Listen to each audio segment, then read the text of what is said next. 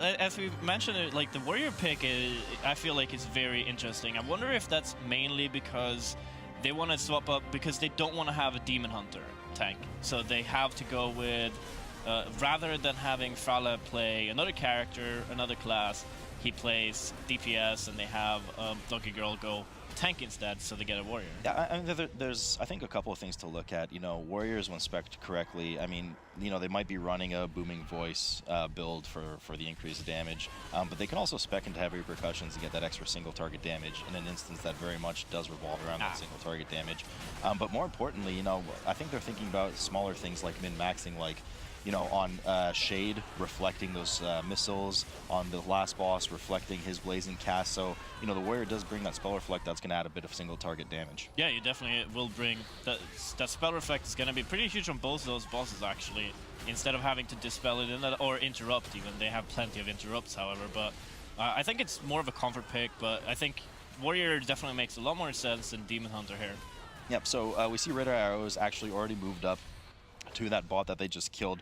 This robot here, the Nullifier that Wheezing is just now pulling, actually does put a debuff on a player that once they collect their soul that's been hewn from them, they actually do get 100% damage increase for 30 seconds. So you'll typically see a lot of teams pull this robot and then later on pull some other mobs nearby to help with that damage buff. Now, of course, we can't do that as much this time because of the fact that there's bolstering, so they can maybe get away with doing it with one pack, maybe two, after getting the robot low enough. But they have to be careful because, of course, bolstering does buff surrounding mobs at 20% damage and health, so that's a ton of time lost if you give too much health back. Yeah, Raider IO actually opting to pull the boss, reset him, so he gets out of the way, you don't have any issues with him, and then deal with the trash meanwhile, because the boss will respawn, and he will respawn all the way where at the end of this room, so he will not be in the way. They're able to kill all the trash and have to pull them back, do any waiting around for them to come to the players. Yep. And so suddenly Raider IO are doing, they're right up here killing all the trash, and they're gonna pull the boss now. I really like this optimization from them because they kill the trash, you know, they perfectly timed it so the boss would spawn and pat into them. We're talking constantly about those movement optimizations, and they just did that to perfection there. Now, of course, Curator not being tyrannical here is not as dangerous, but they do have to watch out for certain mechanics. Typically, the strat on his boss, as we see, is that the team does move together bit by bit to make sure that they bait those static zones down and not get caught out. And also, more importantly, because of that volatile energy add that spawns, that does spawn on and leap to players. So you want to make sure that it's near the boss so you can get effective, efficient cleave onto it. We see something very interesting going on in Wheezing's corner as well. Like, they actually ended up pulling the boss earlier, without doing all the trash that is after Curator or like before him. So Raider IO being ahead in percentage, they pull the boss a little bit later, but Wheezing has a very limited amount of room on this in this instance. However, they're using it very, very carefully with having everyone stack up, everyone move together, and then they're gonna have to deal with trash afterwards and stuff. For sure, yep. So we see that 1 minute into the pull, we start this evocation phase where the Curator does take 100% increased damage, so the boss should be falling here for both teams with the amount of damage they have. Curator just melting down for Raider IO, probably when they saved their cooldowns for. You see Meow Chen as well, their Holy Paladin, doing so much damage. We talked in previous series how important it is for those teams to do it. They're doing it with absolute robotic perfection here. They'll be moving down the hall in a moment. Their trash is done. Raider IO gets to move on to the next section, while, as you said earlier, Trekkie, Wheezing is still stuck killing this trash now. Yeah, they're dealing with the trash. And we also saw on the damage meter in Wheezing's corner that their Paladin was also doing a lot of damage, which is going to come up to making quite a bit of difference. Yeah, so we do see, I mean, there is a big difference. Even on the trash packs you saw, if you're looking at the damage meters, we just had so much damage coming up from Meow Chen, the Holy Paladin, on Raider IO, when compared to Brazen Knight. And of course, as I say that, Brazen Knight is crushing the damage meter. But it was quite frequent access. It's really nice to see both of these Paladins just doing a ton of damage. We're probably going to see a huge presence in the upcoming bosses as well. And that's one of the nice advantages of having that Blood Death Knight, is not only are they able to keep themselves up with their own healing, but they're able to provide that 20% leech to the group with a 33% uptime, which allows the healer to do some more damage on the boss rather than worry too much about healing. Yep, right around IO now being on Shade of Medivh, and they just skip the trash pack, all the trash pack up to it. There's gonna be a bit of trash after this boss, or after the next boss rather, that they can just choose to pull and just get all the percentage they will need. So trash in this instance, as I mentioned before, there's not a lot of it, and it is fortified, so it's quite of a time sink to deal with it. So instead, Raider are now dealing with Shade of Medivh and having to deal with these Flame Wrath not moving out of those. Yeah, so there is really heavy damage during those Flame Wraiths as well. Should a player die or enter that ring, or the player that's debuffed exit that ring, it will basically wipe the group. So they have to be very careful. There are, of course, 3 main abilities the boss casts, these piercing missiles on the tank. There is the Inferno Blast, and of course the Frostbite. The Frostbite being of the utmost importance to be interrupted, as it will freeze a player, and the only way to break them out is by melting them with that Inferno Blast. Now, the advantage, of course, for the Warrior and as well for things like a DK is that they can well handle and eat some of those arcane missiles and prevent some coordination needed for interrupts. Yeah, and Rogue actually going super low there, almost dying. And then the Warrior dying as well. Did you catch what that was? I didn't see it, no. I was busy looking at my hair in the mirror. It looked like it was just damage coming out, but they actually did have someone freeze too. If you do end up having someone frozen, you can free them with a Fire Blast. But what they choose, they get another intermission phase. This is the biggest intermission phase in terms of time dump too, because you can't be hitting the boss unlike the other 2 intermissions. They do have to kill these 3 images before the boss will reappear, and they do increasing pulse AoE damage. They have used the battle res already. They do have 1 more at their disposal, of course. Wheezing dying from the Flame Wraith. Well, that's going to cost them a ton of time. I mean, another 5 deaths on the board plus 25 seconds, and they have to run all the way back doing this boss. I mean, just huge advantage here to Raider.io. I mean, we're already in a position. Once again, it's their map to lose. They were already ahead, and with that, I mean, the lead is just phenomenal. And we saw this in the previous series as well with China, that Guild teams are actually wiping on this. And remember, this is not Tyrannical. I would be very surprised if we ever see Upper Karazhan with Tyrannical. That's going to be really rough. Raider IO now finishing the boss, and Wheezing having to redo the boss. As you mentioned before, the Flame Wraith goes off if either the person with it dies, runs out of the circle, someone else runs into the circle. So I wasn't able to see which one of those conditions was met on Wheezing Harsies, but anyway, in either case, they ended up wiping, and that costed them a lot of time. It is indeed a lethal amount of damage. In the meantime, Raider.io, of course, going down that Alice in Wonderland-style rabbit hole down to the Mana Worm area where you are shrunken and will deal with the rats and all the spiders and everything you can think of that's weird down there. In the meantime, Wheezing just once again killing Shade of Medivh due to their wipe earlier. We see those piercing missiles going out on the tank. We did see that Spell Reflect go up there, so that's a bit of extra damage bonus. Also importantly, it does prevent that debuff from applying to the tank, which means that he can reflect one, afterwards he can then eat one too. Yeah, here we have another Flame Wrath, and the Warlocks Warlocks are generally a very tanky class, so he should be able to just be out-healed. Hopefully they don't have anyone running into it or out of it this time around. But something we didn't really mention was against the fireballs, you can also avoid them, because if you get hit by them, they give you a debuff. But if you're able to move away when that fireball is in cast or traveling, you can actually avoid that cast. Yeah, no, it's a ton of damage saved. And again, we keep talking about, it's not just about, oh, can these players stay alive, but if they are staying alive, then, you know, it allows the healer to damage more. We already see Raider.io moving over to the next boss, Mana Devourer. They have an excellent comp for this, of course, already with 3 immunities they can use. The idea to this boss is that eventually the boss will spill out mana orbs that players need to intercept prior to it reaching the boss again. Each one that reaches the boss will add 5 energy to it, and if it reaches 100 energy, will kill the group. I like seeing this. We never saw this before when we did the upper, and you can actually pull the boss all the way to the corner and have all these orbs that you said spawn. When he's pushed up against the corner, when they spawn, they have nowhere to go, so they will generally be very grouped up, and you can have a paladin go in with a bubble, or the DK go in with an AMS and just soak up a bunch of those before they hit the boss. So it's not much of an issue, and it's going down super fast with Raider IO. And if you do soak those orbs, they do give you a dot, but each stack also gives you damage done. So I wouldn't be surprised if some of their players are maintaining some of those orbs. The DK has 7 stacks. Yeah, exactly. In order to get some of those ridiculous high stacks and do extra damage, I think that it's 5% per stack, so about 35% damage increase there.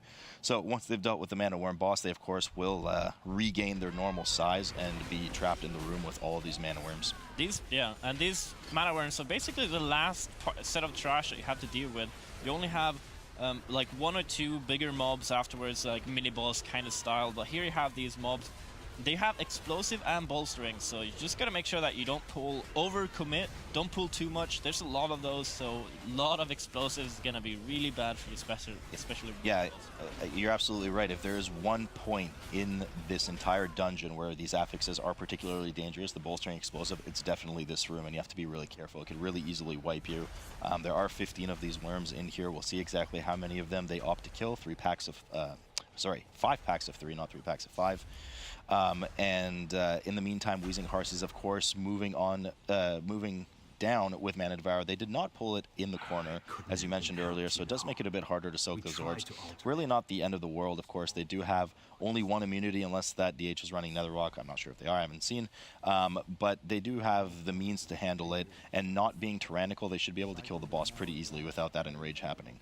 Yep, Raider IO now coming up to the last pack. I believe that they're going to kill. Both the chess event also gives percentage, so you don't need to actually kill all that much trash. But this is the last time they really have to deal with trash outside of like 2 mobs more. So we're actually going to see, this is a very interesting instance, because it's basically boss to boss back to back. Yeah, it's, they're only at 80% right now. I mean, they do have to kill some extra stuff here. Obviously, with a rogue, they have the option, and it is just commonly done, to just skip this entire bridge right now, or pull some of these bats down, which you see they're doing. Now, these bats usually kind of sit up there and toss their guano at people. The best way to deal with them is, well, if you don't want to deal with them, you just avoid their AoE and run by. The way to bring them down is through taunting. And they do have a couple of, a few characters that can taunt, not just the tank. And as soon as you taunt them, they do land, and you are able to kill them. And they're fairly easy to deal with. All they have is a frontal breath, and they kind of give that free percent. So it looks like they'll be killing just enough mobs to be just shy of the chess percentage, and then kill chess. Well, yeah, and they're actually skipping these 2 mobs. As I was talking about, like mini-boss kind of styles. They have, one of them has a pushback or a knockback even that can be kind of deadly if you don't aim the mob properly, or you don't take care of it. Here we see they're gonna take a few more bats as well, but skipping both those menacing trashes. And Wheezing, in the meantime, just pulling all of those worms, well, most of them, just cleaving them all down. So they certainly had a much more effective trash pull there. Wheezing now moving onto the bridge. They, outside of Invis Pots, of course, they do not have the option to skip the bridge like Raider.io did. They also have a higher trash percentage already established, so they probably will only need to kill 1 or 2 of these mobs prior to moving to chess. Yeah, indeed. So like you mentioned, they have so much percentage already. They're gonna have to deal with these somehow. And that's just a lot of percentage, a lot of damage they do for no real reason. And Raider IO is already starting on chess, and they gotta kill that queen, I guess, first to get the king debuffed, so they can start DPSing him. And then we'll see that actually going for knight as well, before they start DPSing the king. So just want to make sure that they get him down to 30%. Yeah, so the way, indeed, that you do win at chess is by checkmating the other team. Trekkie, onto you. No, but of course that doesn't apply here at all, as these are not normal chess rules. So as you alluded to, Trekkie, the king is immune to damage, and the only way to break his shield is to kill one of the other pieces on the board that temporarily stuns him and allows you to damage him. Once the king reaches 30%, he will not regain his immunity shield, and you're free to kill him. And once the king dies, well, then checkmate, and the match is over. You move on to Visit Doom. Yeah, they killed 1 mob, and then they have to kill another. Almost bro going super low there for cheat death. Not able to stand on the correct sides of these squares. It is tough to tell them, black and white. But they did kill 1 mob, and then they opted to like start DPSing the boss a little bit while killing another one as well. When they kill the second one, the debuff refreshes on the king, so they can start killing him, and now they have a longer period of time to get him to 30%. As long as they get him 30%, they're all good. We're seeing Raider IO being now getting up, starting the RP for the last boss. Meanwhile, Wheezing Harsies are pretty far behind, and they also have they have to do so much. Not that far behind. I mean, they're just cleaning up the king now. I think the biggest issue right now is the death differential. Yeah. Because, you know, they're behind 20, 25 seconds plus another 25 from the depth differential. That's the huge thing. So once again, we're just in a position where Raider.io is looking so strong right now that the only thing that's going to prevent them from winning is a wipe. Even if Wheezing Harsies has a miraculous DPS pull on Vizdoom, they're going to need to output so much DPS to overtake Raider.io by 51 seconds. I don't know if I see that happening. Yeah, but I feel like it's pretty interesting here as well, like, because they are a little bit behind. They have the extra death too, but they had a full wipe. Like, if they did not have that actual wipe, they might have actually been ahead. Yeah, that's a good point, because they're really not that far now. So now Raider.io does, of course, start on Vizdoom, which has 3 phases. 66% and 33 are the transitions where he will float up to his ships. And he has similar abilities on all the platforms. Of course, the punt back ability that you just saw there, which does a lot of damage, but will be lethal later on other ships where you can get punted off. And that Chaos Orb ability that debuffs 1 player and then 2 player in phase 2, 3 players in phase 3. And after 8 seconds, you will explode, launching those orbs. The healer can dispel those, of course, to make sure that you kind of stagger the explosions and it's not as dangerous on a small space on the platform. Yeah, you can also use your rogue, use Cloak of Shadows, just to stagger them, as I said. Instead of having 3 of them go off at the same time and have everyone having to dance, you can have them one by one. Just that's actually pretty bad. You have an explosive spawning on top of the boss there, but they're actually able to get to it fast enough and kill it. It only has a limited amount of range. It's not an infinite range, so they might have been safe anyway. But that's a pretty bad spot with explosives spawning when trash or bosses are so far away from you. So the Disintegrator going off, Raider.io just chewing through the second phase.